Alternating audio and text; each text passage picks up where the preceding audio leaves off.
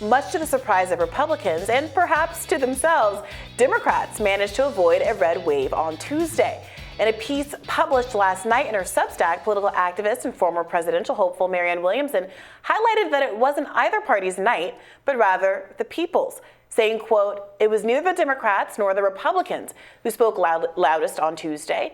It was the voice of the American people that came through loud and clear, with a message that said, okay, enough with the crazy, let's get back to who we are." A variety of ballot initiatives across the country revealed where voters stand on several issues directly. Voters in Missouri voted to legalize marijuana. Nebraska voters voted for a $15 minimum wage, and Illinois voted to greenlight collective bargaining. And in 5 states, including in deep red Kentucky and Montana, voters did, in fact, want to protect access to abortion. Here to talk more about how voters helped fend off a, quote, bloody Tuesday from happening this week is none other than Ms. Williamson herself. Welcome back to the show, Marianne. Oh, thank you so much for having me. All right, so many people are characterizing this. It's a weird posture to be in, right? Where not losing as badly as you thought is considered to be a win. And I do think that you're right that some of the conversation about which party is coming out on top is obscuring a lot of the mixed results we're coming out of seeing coming out of red states, where you see red states voting for $15 minimum wages, protecting abortion rights, collective bargaining, and on and on and on. So to what do you attribute this turn? Well, I don't see it as a win, but I see it as a reprieve.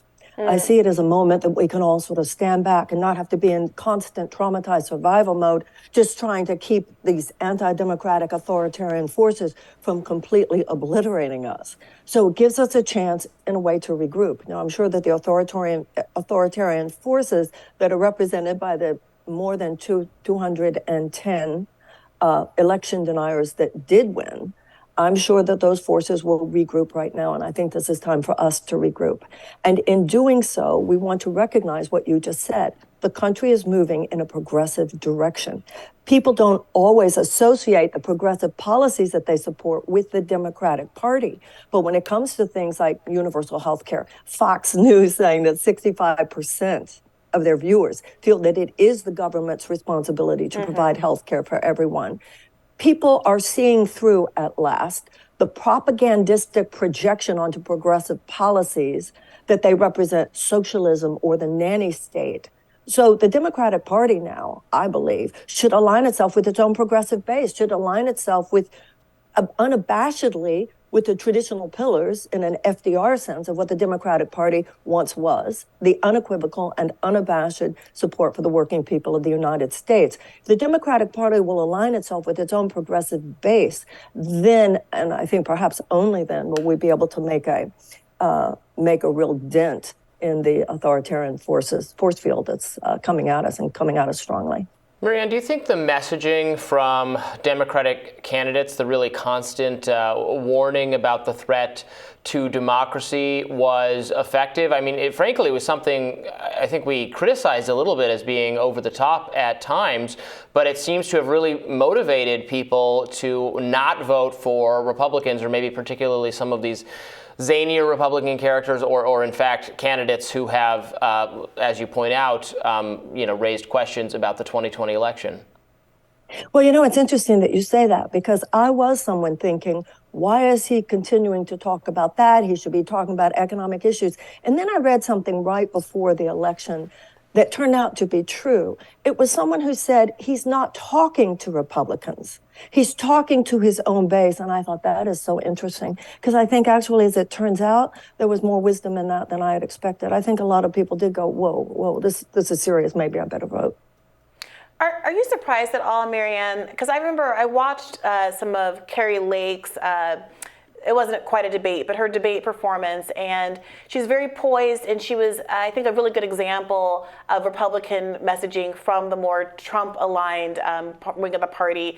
She was hitting talking points about concerns about transition surgery for trans youth. She was talking about COVID-era policies and lockdowns, and I was worried watching her because of how kind of able she was at messaging on things that I substantively disagree with, but which I feared much of the party actually was much of the country rather was prioritizing. And now we've seen these results don't necessarily reflect that. Do you think that Republican messaging on those kind of culture issues was ineffective? Do you think that the abortion concerns were just a stronger pitch? Or what do you make of the Republican approach to this election and the results that we've seen? Well, you can't look into the hearts and minds of every voter in America and know exactly where they were coming from. But what you just said is what makes the results so interesting. The American people pretty much struck to a center, but that center has to do with the fact that we're so split. In fact, you mentioned Carrie Lake. You said she worries you. She terrifies me. Now, I don't know if that has actually been called yet, her in the Katie Hobbs race. Has that been called? No, it's still unsure. We don't know. Oh, okay, but the very fact that it's still unsure. So whether she won or not, even if she loses, she's close to winning. So they are obviously getting somewhere. On the other hand, the American electorate is not a monolith. Other people did care more about abortion, and other people do look at the Carrie Lakes of the world and go, whoa, we're not going there. Yeah, she's scary. She has it down. I remember Obama in one of his talks referred to her as well lit.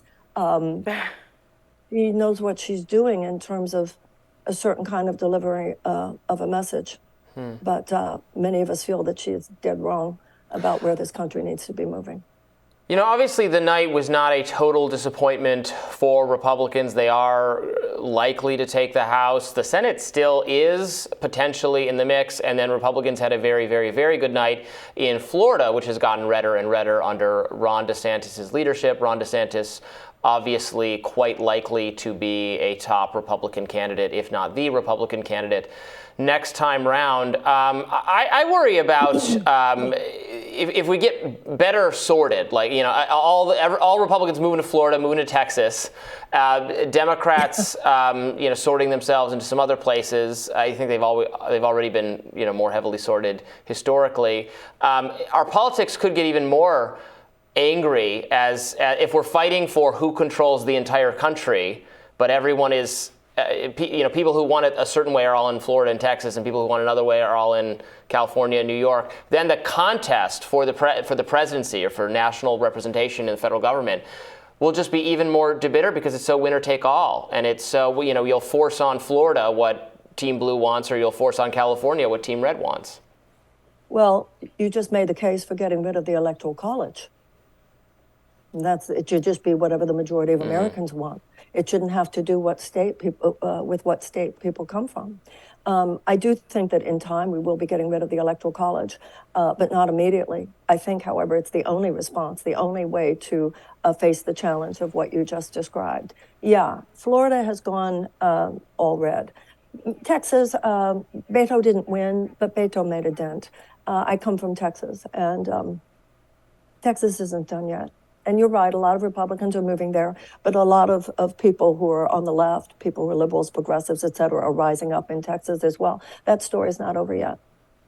You know, some people might say that, you know, Bernie and other progressives have been running on this idea that progressive policies are very popular, but although there were progressive gains, the squad has grown in the context of this last midterm election, that Bernie himself wasn't able to win, et cetera. And they say, well, what's the gap there? Why is it that if the progressive policies are so popular, why do they not seem to be able to coalesce in at least a candidate on a national level that can carry people across the finish line? What do you say to that? Well, a candidate on a national level who did and could have coalesced the progressive sentiments, that is Bernie Sanders, and it was the DNC that suppressed his candidacy in 2016, and clearly there was some institutional suppression of his candidacy as well in 2020. We know that. Bernie is an institutionalist, and he has chosen to work within the construct. Remember, he is a U.S. Senator, so he is working within the institution. I think progressives need to spend less time pointing at other people about the choices they're making, and we have to ask ourselves, what is the best way I can serve? Some people are working within the Democratic. Some people, like yourself, feel that the best way is to work outside it and to do certain criticism from there. I think that all of us need, you know, this is an all systems breakdown we have here, and we need to have an all systems response. It's just like cells in the body. The immune cells are, like every other cell, are assigned, you to the pancreas, you to the lungs, you to the blood.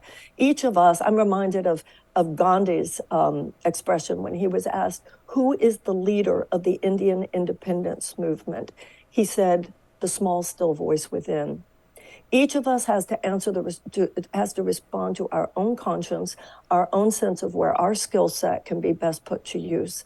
Bernie does what he does. He's done so much for us. He has opened up so much. Before we start criticizing the choices he made, I think each of us has to ask, how can I best serve now? One last question, if I can. There was some fun scuttlebutt on Twitter when the stat broke about how unmarried women seem to have carried the day for Democrats. They broke for Democrats by a whopping 37%. Married women went Republican by 14 points. Married men went Republican by 20 points. Unmarried men went Republican by 7 points. But unmarried women broke for Democrats by 37 points. What do you think is going on there? I think we know what's going on there. The idea. Hello. What do you think? It's an abortion rights issue? Do you think it's a student debt issue? It's like a younger women issue? I think people listen. An unmarried woman, and this is true. In all seriousness, an unmarried woman is having to carry the entire weight, whether she has children or not. She is the sole breadwinner. She is the sole caretaker of the situation in which she is in. So, of course, she wants to vote for the governmental forces that actually see that government should help people. You know, the Republican Party has become there were times in the past when it wasn't this way, but right now it does not want to use the resources of government to help anyone except the very, very rich and huge corporate forces. The Democratic Party, at least to some extent, wants to use, and often to a lot, sometimes less, but certainly more, a hell of a lot more than the Republicans, wants to use the forces of government and the resources of government to help people. So, of course, an unmarried woman, a woman who's out there carrying the whole weight of her life, likes the idea that her tax dollars are actually going to something that will make her life and the life of her children better. She's smart. Well, look, it's always so great to get your insights, Marianne. Thanks for joining us today. Always great to see you as well. Thank you, guys. All right, we'll have more Rising for you right after this.